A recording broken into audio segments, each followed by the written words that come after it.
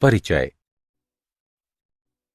बच्चों, आज हम अम्लीय, क्षारीय व उदासीन विलयन को पहचानने के लिए एक प्रयोग करेंगे।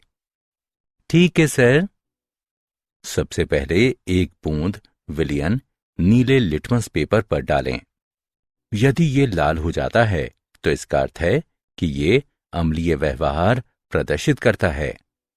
इसके बाद विलयन की एक बूंद लाल लिटमस पेपर पर डालें। यदि ये नीला हो जाता है तो ये क्षारीय व्यवहार को प्रदर्शित करता है। और अंत में हम तीसरे समाधान के लिए परीक्षण करेंगे, जिसमें रंग अपरिवर्तित रहता है, जिसका अर्थ है कि विलयन उदासीन है, अर्थात हम कह सकते हैं कि साम्यावस्था में है। सर, ये साम्यावस्था क्या है? साम्यावस्था वो स्थिति होती है जिसमें क्षार के अणुओं की संख्या अम्ल के अणुओं की संख्या के बराबर हो जाती है। आइए इस बारे में और अधिक जानें। इस पाठ में आप भौतिक और रासायनिक साम्यावस्था के बारे में अध्ययन करेंगे।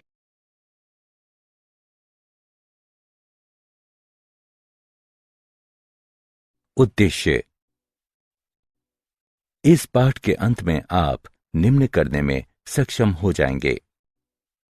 विलयन में आयनीय साम्यावस्था का वर्णन करना, अम्ल, क्षार व लवण की अवधारणा की चर्चा करना, पीएच स्केल का वर्णन करना, अम्ल शक्ति को प्रभावित करने वाले कारकों की चर्चा करना, लवणों के जल अपघटन और उनके विलयन के पीएच की चर्चा करना, बफर विलयन का वर्णन करना, विलेयता गुणनफल स्थिरांक को परिभाषित करना।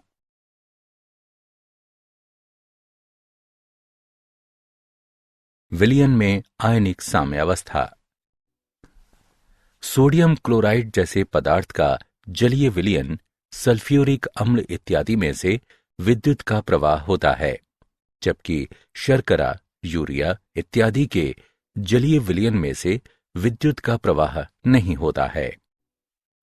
वे पदार्थ जिनमें से होकर विद्युत का प्रवाह होता है विद्युत अपघट्य यानी इलेक्ट्रोलाइट कहलाते हैं, जबकि जिन पदार्थों से होकर विद्युत का प्रवाह नहीं होता है वे विद्युत अनपघट्य यानी नॉन इलेक्ट्रोलाइट कहलाते हैं।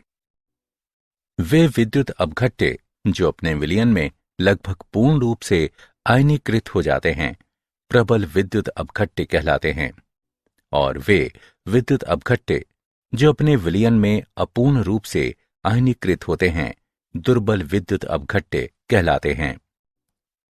वो साम्यावस्था जिसमें जलीय विलयन में आयन संबद्ध होते हैं आयनिक साम्यावस्था कहलाती है।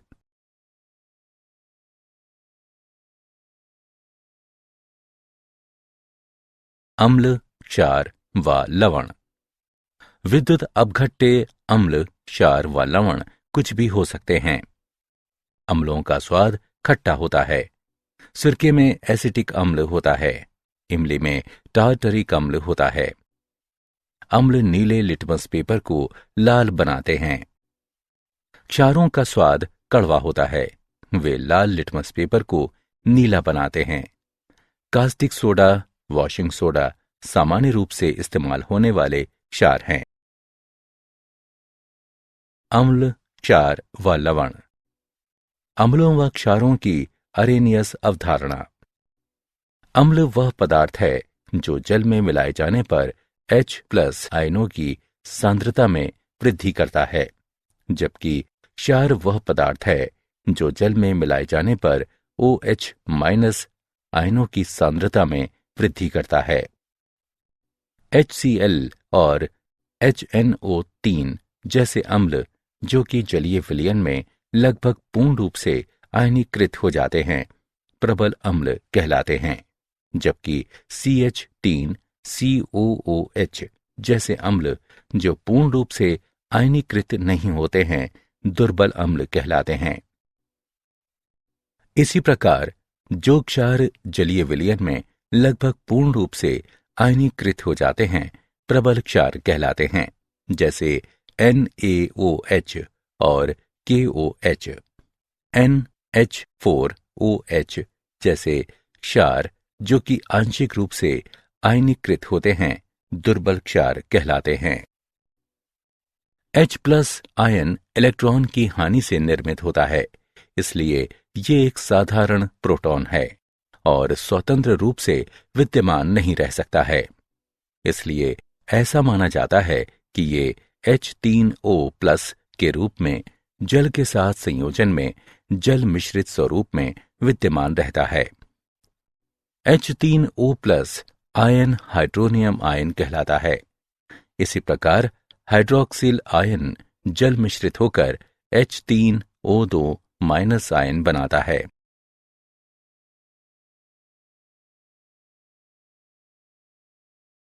ब्रोंस्टेड, लॉरी अम्ल एवं क्षार। उनके अनुसार अम्ल वो पदार्थ है जो प्रोटॉन प्रदान कर सकता है। क्षार वो पदार्थ है जो प्रोटॉन प्राप्त कर सकता है। संयुग्मी अम्ल, क्षारक युग्म निम्न अभिक्रिया में दिया गया है। अग्रवर्ती अभिक्रिया में जल एक प्रोटॉन अमोनिया यानी क्षार को प्रदान करता है और अम्ल के रूप में कार्य करता है।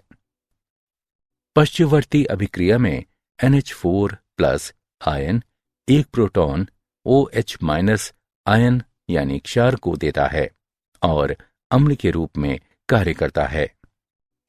अम्ल द्वारा प्रोटॉन त्यागने से बना हुआ क्षार अम्ल का संयुग्मी क्षार कहलाता है, जबकि क्षार द्वारा प्रोटॉन प्राप्त करने से बना अम्ल क्षार का संयुग्मी अम्ल कहलाता है। उदाहरण में OH- H2O का संयुग्मी क्षार है और NH4+ NH3 का संयुग्मी अम्ल है। अम्ल क्षारक युग्म जैसे कि H2O/OH- और NH4+/NH3 जिनका निर्माण प्रोटॉन की हानि या प्राप्ति से होता है, संयुग्मी अम्ल क्षारक युग्म कहलाते हैं।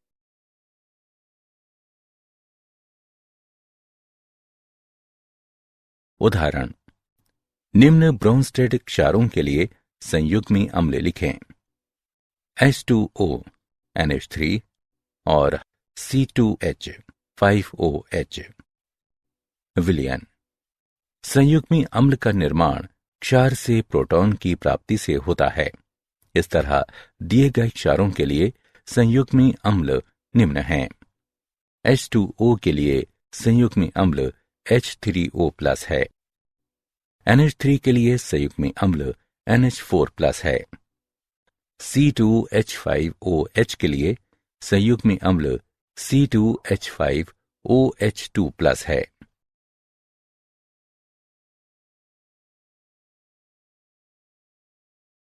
लेविस अम्ल एवं क्षार। लेविस की अवधारणा के अनुसार अम्ल वो पदार्थ है जो इलेक्ट्रॉनों के युग्म को ग्रहण कर सकता है। क्षार वो पदार्थ है जो इलेक्ट्रॉनों के युग्म को प्रदान कर सकता है। उदाहरण के लिए अभिक्रिया में BF3 अम्ल के रूप में कार्य करता है।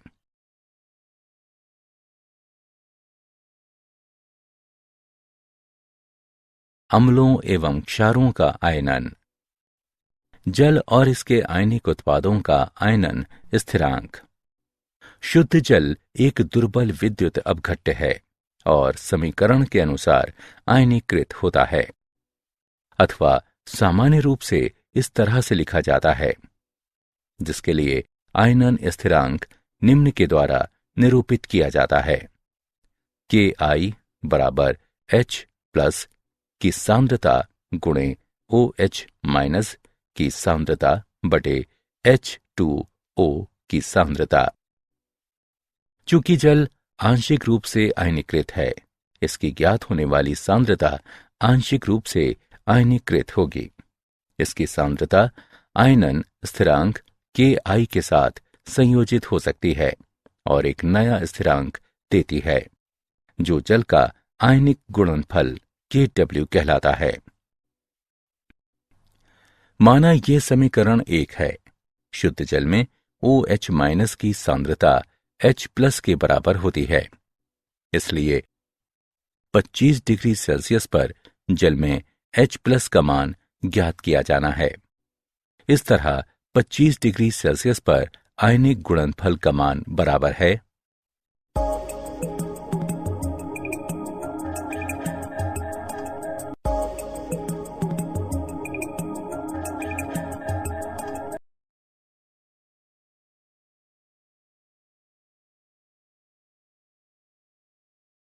pH scale.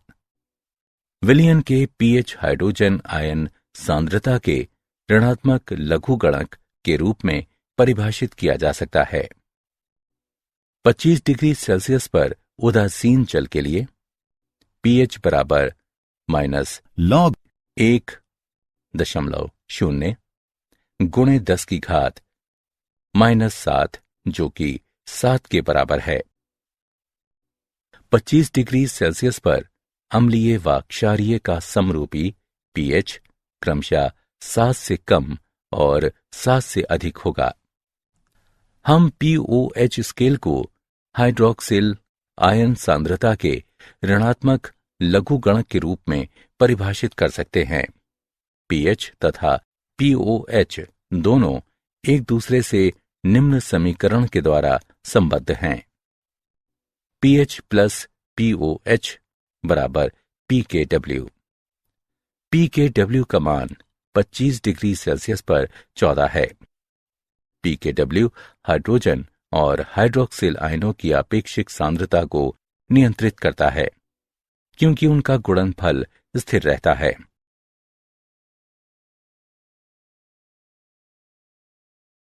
दुर्बल अम्लों का आयनन स्थिरांक।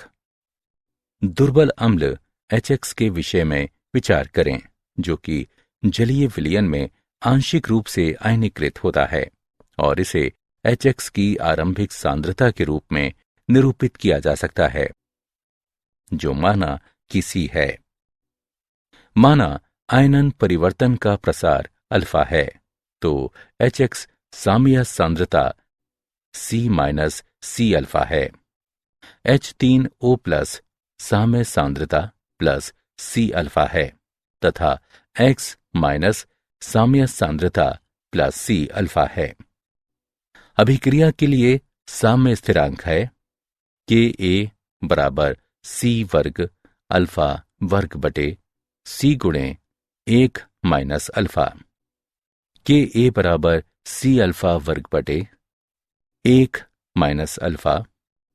Ka को अम्ल HX का वियोजन या आयनन स्थिरांक कहा जाता है। इसे मोलर सांद्रता के रूप में निरूपित किया जा सकता है। हाइड्रोजन आयन सांद्रता का pH स्केल प्राप्त करने के लिए विस्तारित किया जा सकता है। दुर्बल क्षारों का आयनन। दुर्बल क्षार XOH के आयनन को इस प्रकार निरूपित किया जा सकता है। क्षार के आयनन के लिए साम्य स्थिरांक को Kb द्वारा निरूपित किया जा सकता है और ये क्षार आयनन स्थिरांक कहलाता है। इसे निम्न रूप में दर्शाया जाता है। यदि आरंभिक सांद्रता C है और क्षार के आयनन की मात्रा अल्फा है तो साम्य स्थिरांक को निम्न रूप में लिखा जा सकता है Kb बराबर C अल्फा वर्ग बटे 1 - अल्फा। हाइड्रोजन आयन सांद्रता का pH स्केल प्राप्त करने के लिए विस्तारित किया जा सकता है।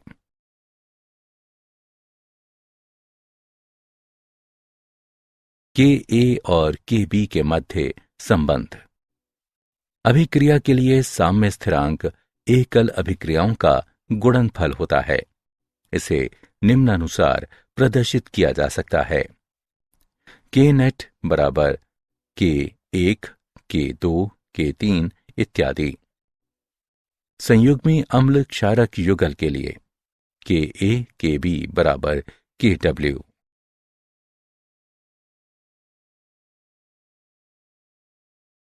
द्वि तथा बहुक्षार की अम्ल एवं द्वि तथा बहुअम्लीय क्षार। वे अम्ल जिनके एक अणु में से एक से अधिक आयनन योग के हाइड्रोजन परमाणु होते हैं, बहुक्षारकीय अम्लों के रूप में जाने जाते हैं। द्विक्षारकीय अम्ल H2M के लिए माना ये अभिक्रिया 1 है, माना ये अभिक्रिया 2 है। अभिक्रिया 1 के लिए साम्य स्थिरांक निम्न है। Ka1 को प्रथम आयनन स्थिरांक कहा जाता है। अभिक्रिया 2 के लिए साम्य स्थिरांक निम्न है। Ka2 को द्वितीय आयनन स्थिरांक कहा जाता है। स्थिर वैद्युत बल अधिक होने के कारण Ka1 Ka2 से बड़ा है।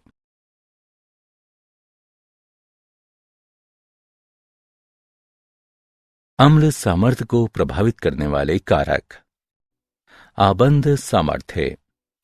अम्लीय प्रोटॉन और अन्य शेष अणुओं के मध्य आबंध की सामर्थ्य का अम्लता पर प्रभाव पड़ता है। सामान्य रूप से आबंध जितना दुर्बल होगा, अम्ल की अम्लता उतनी ही अधिक होगी। आबंध ध्रुवणता। अम्लीय हाइड्रोजन एवं अन्य परमाणु के मध्य उच्च ध्रुवीय आबंध प्रोटॉन के लिए अणु को छोड़ना आसान बनाता है और इसे अध्रुवीय आबंध की तुलना में अपेक्षाकृत अधिक अम्लीय बनाता है। उसी पंक्ति में तत्वों की अम्लों के लिए आबंध सामर्थ्य एक दूसरे के और अधिक समानता की ओर प्रवृत्त होते हैं और इसलिए अम्ल की सामर्थ्य निर्धारण में आबंध की ध्रुवणता महत्वपूर्ण भूमिका निभाता है। क्योंकि ध्रुवणता संबंधित परमाणुओं की वैद्युत ऋणात्मकता पर निर्भर होती है, अम्ल की सामर्थ्य में वैद्युत ऋणात्मकता के साथ बढ़ोतरी की प्रवृत्ति होती है, क्योंकि आबंध अधिक ध्रुवणता की ओर प्रवृत्त होता है।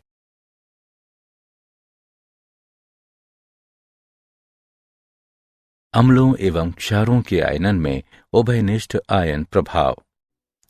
उभयनिष्ठ आयन प्रभाव किसी आयनिक साम्य में वो विस्थापन है जो किसी ऐसे विलय के मिलाए जाने के कारण है जो वो आयन प्रदान करता है जो साम्यावस्था में भूमिका निभाता है।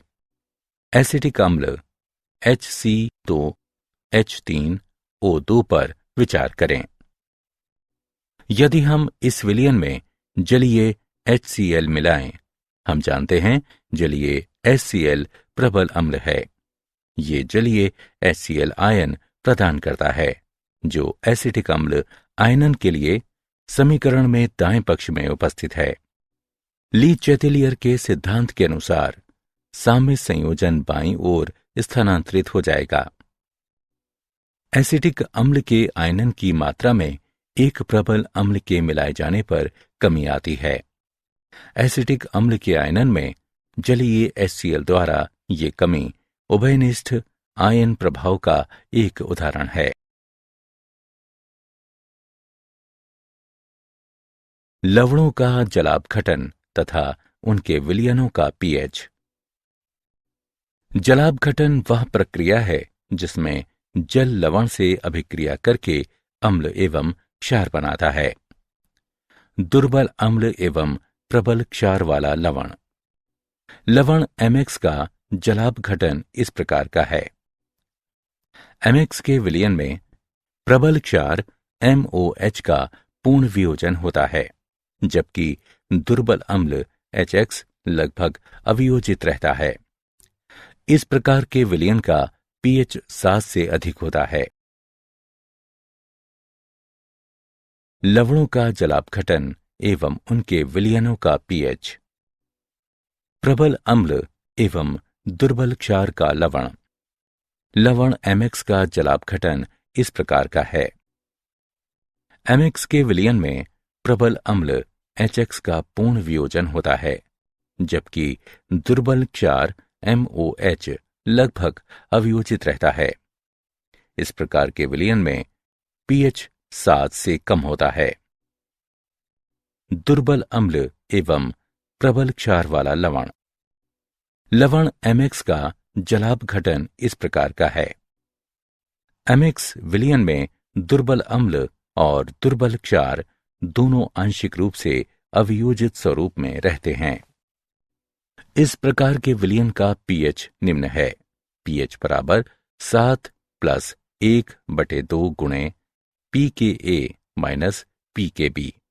यदि pKa माइनस pKb का मान pH 7 से अधिक है व धनात्मक है, और यदि pKa माइनस pKb का मान pH 7 की अपेक्षा कम है व ऋणात्मक है।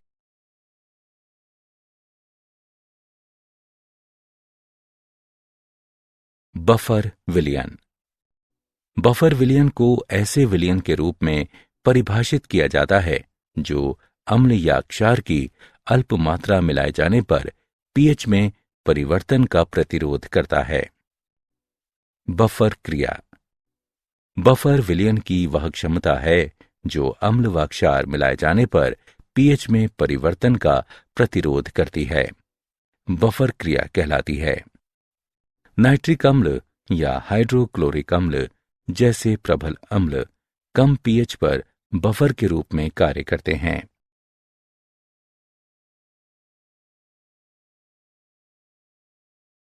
अल्प विलय लवणों की विलयता साम्य।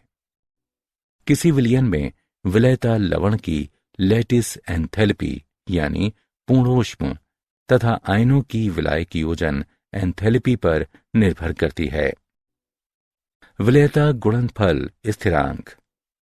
किसी अल्प विलय लवण के लिए जो साम्यावस्था स्थापित करने के लिए वियोजित होता है। विलयता गुणनफल स्थिरांक को निम्न रूप में परिभाषित किया जा सकता है। इलेक्ट्रोलाइट सूत्र में जहां Ay+ व Bx- संबंधित धनात्मक एवं ऋणात्मक आयनों को निर्दिष्ट करते हैं और X व Y इन आयनों की संख्या को निरूपित करते हैं। इसलिए दिए गए तापमान पर किसी अल्प विलय लवण के विलयता गुणनफल को संतृप्त विलयन में इसके आयनों की सांद्रता का गुणनफल के रूप में परिभाषित किया जा सकता है, जिसमें प्रत्येक सांद्रता पद की घात विद्युत अपघटनों के वियोजन को प्रदर्शित करने वाले समीकरण में आने वाले आयनों की संख्या की आवृत्ति के बराबर होती है। लवण की विलयता ज्ञात होने पर इसके विलयता गुणनफल की गणना की जा सकती है। उदाहरण के लिए मान लें AB लवण है। किसी विशिष्ट तापमान पर इसकी विलयता S मोल प्रति लीटर है। लवण के S के मोल आयनीकृत होकर A+ के S मोल तथा B- के S मोल देते हैं। KSP बराबर है A+ की सांद्रता गुणे B- की सांद्रता के, जो कि बराबर है S गुणे S यानी S वर्ग के।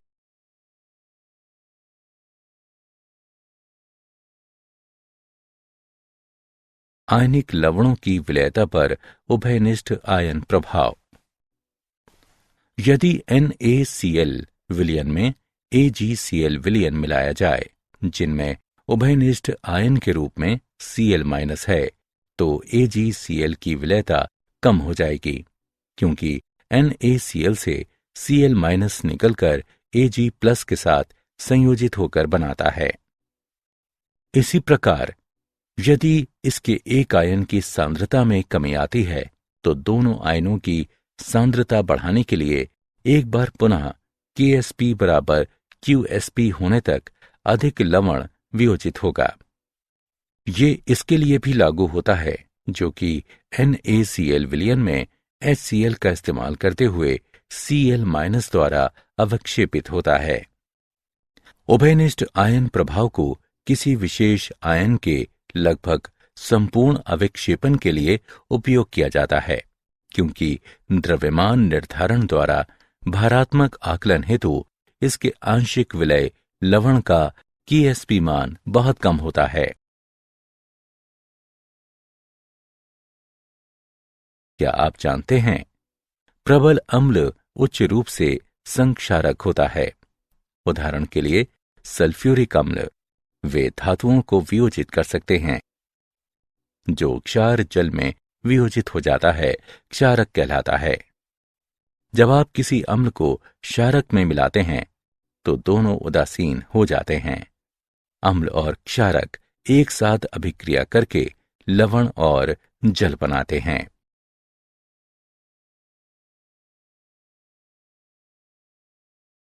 सारांश। आइए हमने जो कुछ सीखा है उसे संक्षेप में दोहराएं। वह साम्य जिसके जलीय विलयन में आयन सम्मिलित होते हैं आयनिक साम्य कहलाता है। अरेरियस के अनुसार अम्ल वो पदार्थ है जिसे जल में मिलाने पर H+ आयनों की सांद्रता में बढ़ोतरी होती है, जबकि क्षार वो पदार्थ है जिसे जल में मिलाने पर OH- आयनों की सांद्रता में बढ़ोतरी होती है। बोन्स्टेड एवं लॉरी के अनुसार अम्ल वो पदार्थ है जो एक प्रोटॉन प्रदान कर सकता है। क्षार वो पदार्थ है जो एक प्रोटॉन ग्रहण कर सकता है। वह क्षार जो अम्ल द्वारा त्यागे गए प्रोटॉन के कारण बनता है अम्ल का संयुग्मी क्षार कहलाता है, जबकि वो अम्ल जो क्षार द्वारा ग्रहण किए गए प्रोटॉन के कारण बनता है क्षार का संयुग्मी अम्ल कहलाता है। लेविस के अनुसार अम्ल वो पदार्थ है जो इलेक्ट्रॉनों के युग्म को ग्रहण कर सकता है। क्षार वो पदार्थ है जो इलेक्ट्रॉनों के युग्म को प्रदान कर सकता है।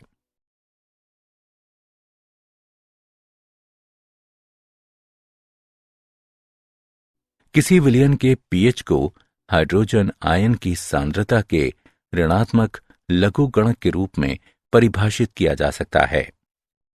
जलापघटन वह प्रक्रम है जिसमें जल लवण के साथ अभिक्रिया करके अम्ल और क्षार बनाता है। बफर विलयन को उस विलयन के रूप में परिभाषित किया जा सकता है जो अल्प मात्रा में अम्ल या क्षार मिलाए जाने पर pH में परिवर्तन का विरोध करता है। दिए गए तापमान पर किसी अल्प विलय लवण के विलयता गुणनफल को संतृप्त विलयन में इसके आयनों की सांद्रता का गुणनफल के रूप में परिभाषित किया जा सकता है, जिसमें प्रत्येक सांद्रता पद की घात विद्युत अपघटनों के वियोजन को प्रदर्शित करने वाले समीकरण में आने वाले आयनों की संख्या की आवृत्ति के बराबर होती है।